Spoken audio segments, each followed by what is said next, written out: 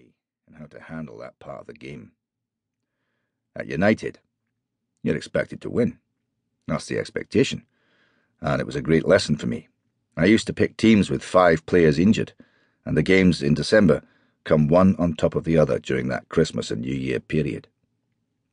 And I remember we played Crystal Palace at home and lost 2-1, and we were 1-0 up. It was one of those horrible, rainy days in Manchester, and when I got home, I got a call to say we'd drawn Nottingham Forest away in the FA Cup, who at that time were arguably the best cup team in the country. When we got to that game, we still had a lot of players injured. You'd find it impossible to think that the team won that day, but they did.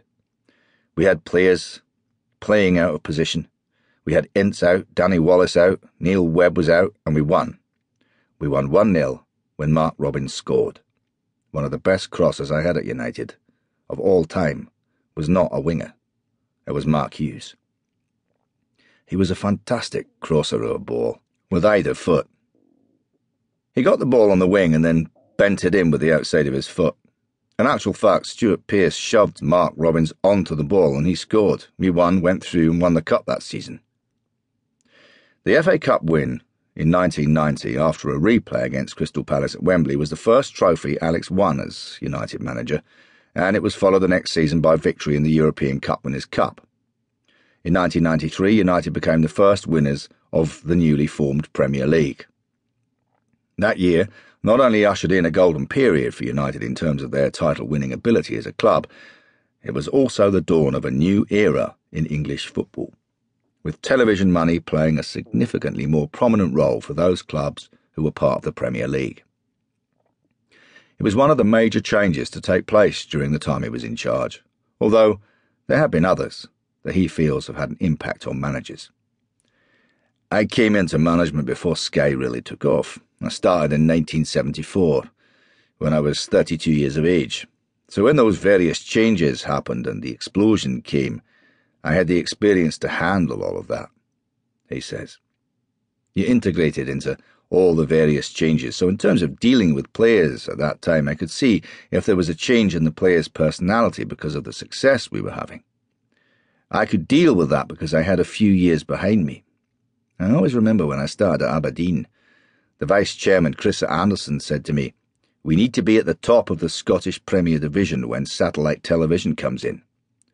I had absolutely no idea what he meant, but I didn't want to say, "What do you mean?" It just registered in my head that I had to be successful. The way Sky have elevated the game and made all these players film stars, in terms of the way they are recognised now, that changed everything. But the one place you wanted to be was the Premier League. The other thing which changed was ownership of clubs. You wonder why these owners from America, from China, from the Middle East, why are they there? Is it because of television? I think it must be part of the reason. Can you imagine if Premier League teams were allowed to sell their own television rights?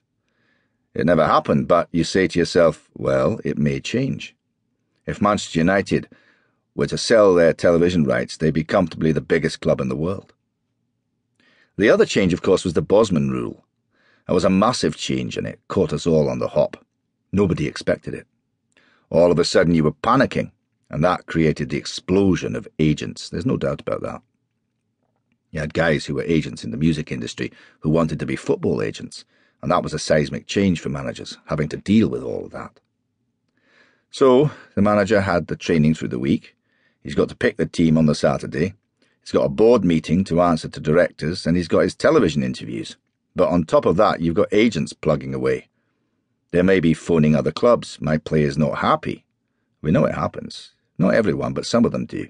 And they negotiate with you, knowing they've got a full deck of cards under the table. Well, we'll think about it. I don't know how many times I've heard that. We'll think about your offer. If you were to write down the things a manager has to deal with, managers wouldn't want to be managing. They have a massive task, the managers of today. Massive. And the media is a big problem. They are under pressure. They need to be successful, just like managers, and get a piece in the papers. But they're up against things like the internet and Sky Television. They used to run my press conference on a Friday or bits of it through the whole day. That used to get me really annoyed. Alex